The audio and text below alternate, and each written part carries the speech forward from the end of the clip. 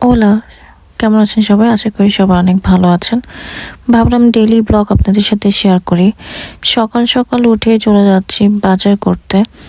আমি মাসের বাজার একসাথে করে ফেলি। স্পেনে আমি যেখানে থাকি সেই জায়গায় একটা শপ রয়েছে, বড় সুপার শপ বলতে গেলে। এটার নাম হচ্ছে হাট বাজার মাদ্রিদ। এটা বাঙালিদের দেয়। তো ভালো বড় খুব মার্কেটটা। মার্কেট মানে কি, দোকানটা খুব বড়। একসাথে সকল সবজি আপনি একসাথেই পেয়ে যাবেন এক ছাদের নিচে। তো আমি সেই জায়গায় যাই। আজকে আমি এখানে নর্মালি এখান থেকে বাজার করি নাই, কারণ করা হয় নাই আর কি। আমার হাজবেন্ড কখন এখান থেকে বাজার করে না, তো আমি ওকে জিজ্ঞেস করলাম যে কেন করো না, চলো আজকে যাই। তো ও আজকে আমাকে নিয়ে গেল, কিছু বলে নাই অবশ্য আমাকে। তো আজকে যখন আমি আসলাম এই দোকানে, তো আমি দেখলাম যে নর্মালি আমি যে দোকান থেকে বাজার করি সেখানে প্রত্যেকটা জিনিস যা দাম, তার থেকে 1 টাকা বা 2 টাকা, মানে 1 ইউরো বা 2 ইউরো বেশি এখানে দাম রাখা হয়েছে। তো এই জন্যই হয়তো আমার হাজবেন্ড আমাকে এখানে আনে নাই। বাট মানে দোকানটা বেশ বড়, মানে একটা দোকানের মধ্যে আপনি সব পাবেন, লাইক চাল, ডাল, তেল, লবণ, ভেজিটেবল, ফিশ, মিট, মানে সব কিছুই আপনি একসঙ্গে পাবেন। বাট নর্মাল দোকানে যেটা ধরেন 7 টাকা, এখানে আপনি সেটা 10 টাকা দিয়ে কিনতে হবে, মানে এরকমটা। এই জন্য হয়তো আমার হাজব্যান্ড আমাকে এতদিন এখানে আনে নাই বাজার করতে। তো আমি দেখার পরে এই দোকান থেকে আর কিছু কিনি না, হাজব্যান্ডকে বলি চলো চলে যাই, পরে আমরা চলে আসি। রেগুলার বেসিসে আমরা যেখান থেকে বাজার করি সেখানেই চলে আসি, সেই ভাইয়াটার দোকানে। এটাও একটা বাংলাদেশেরই দোকান। তো আমি এখানে দেখতেছিলাম বিভিন্ন রকম শুটকি ছিল। তো আমি ভাবতেছি কোন শুটকিটা নেব। ওনাদের জিজ্ঞেস করি চাপা শুটকি আছে কিনা, ওনারা বলে যে হ্যাঁ ওটা ভিতরে ফ্রিজে রাখা। তারপর এখানে খাসির মাংস ছিল, তারপর ল্যাম্পের মাংস ছিল, বিফ ছিল, চিকেন ছিল। তো আমি ওনাদের বলে দেই কোনটা কোনটা নিব। আমি চিকেন নেই, দেন ল্যাম্পের কলিজা নেই, তারপর কয়েকটা ফিশও নেই। আমার হাজবেন্ড দেখাচ্ছিল এখানে গুড়ও রয়েছে, কারণ আমি কয়েকদিন ধরে বলতেছিলাম শীত চলে যাচ্ছে, পিঠা খাওয়া হচ্ছে না, তো গুড় কিনতে হবে। তাই ও আমাকে দেখা দিচ্ছিল যেখানে গুড় আছে। মোটামুটি বলতে গেলে এই দোকানে সবকিছুই রয়েছে। দোকানটার সামনের দিকটায় এখানে রয়েছে মাংস, সবজি, চাল, ডাল, যা যা লাগে যাবতীয় সবকিছু। আর ভিতরের অংশে রয়েছে ডিপ ফ্রিজ, এখানে সকল মাছ পাওয়া যায়। তো আমি ভিতরে চলে যাই, যে হাজবেন্ডকে বলতেছিলাম কি কি লাগবে।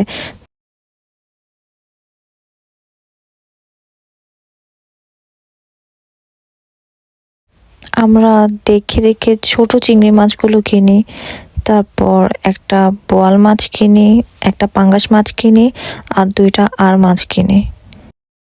এখানে ভাগ করা থাকে ফ্রিজগুলোতে, ছোট মাছ এক ডিপ ফ্রিজে থাকে, আর বড় মাছগুলো আরেকটা ডিপ ফ্রিজে থাকে।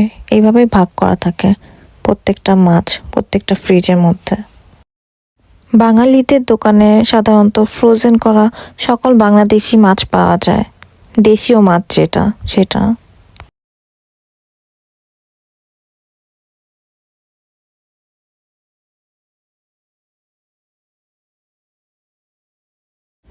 আমি চিকেন, দেন ল্যাম্পের কলিজা আর বিফ কেনার পরে ওই ভাইয়াটা প্রসেস করে দিচ্ছিল, বলে দিয়েছিলাম কিভাবে কাটতে হবে।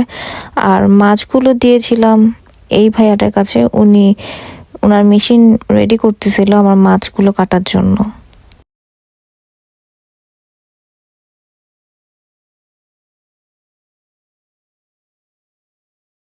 উনি কাটার আগে বারবার আমাকে জিজ্ঞেস করতেছিল কিভাবে কাটতে হবে, দেখায় দেখায় প্রত্যেকটা জিনিস কাটতেছিল, কিভাবে পিস করবে, কিভাবে কাটতে হবে। তো আমি সবগুলোই বলে দিচ্ছিলাম কয়টা পিস করতে হবে, কিভাবে কাটতে হবে। ভাইয়াটা কাটার পরে এক একটা পিস আমাকে দেখাচ্ছিল যে সাইজটা ঠিক আছে কিনা, তো আমি সেটা বলে দিচ্ছিলাম ওনাকে।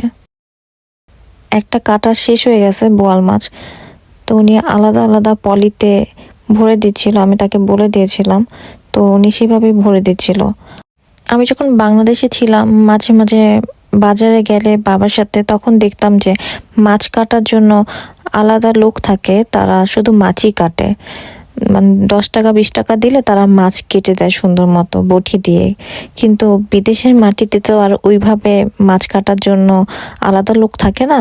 এখানে যেসব বাঙালিদের দোকান রয়েছে যারা মাছ সেল করে, মানে দেশীয় মাছ, তাদের দোকানে এইরকম মেশিন থাকে, তো তারা এইভাবেই কাটে আর কি সব মাছ।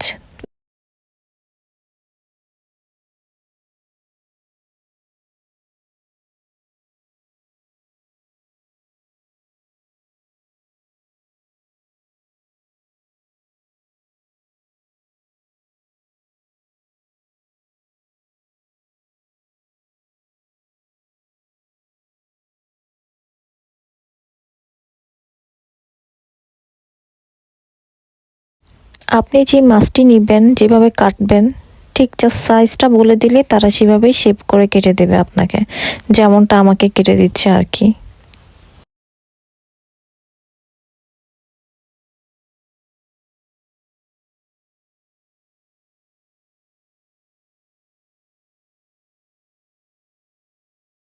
আমার আর মাছ দুইটা অলরেডি কাটা অলমোস্ট ডান।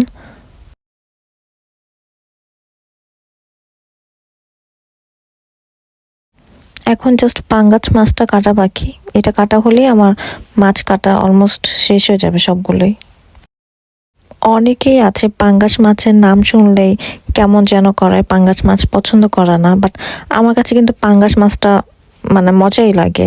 কাটা নাই, আমি আবার কাটাওয়ালা মাছ খেতে পারি না, তাই যে সকল মাছগুলোতে কাটা নাই সেই সকল মাছগুলো খেতে আমি অনেক পছন্দ করি। আই লাভ ইট। আমার শপিং করা শেষ, দেন আমি চলে যাই বাসায়। হেঁটে হেঁটে যাওয়ার আগে একটু নাস্তা করে নেই। তো এই হচ্ছে আমার ডেইলি ব্লগ। সবাই ভালো থাকবেন, সুস্থ থাকবেন। আল্লাহ হাফেজ।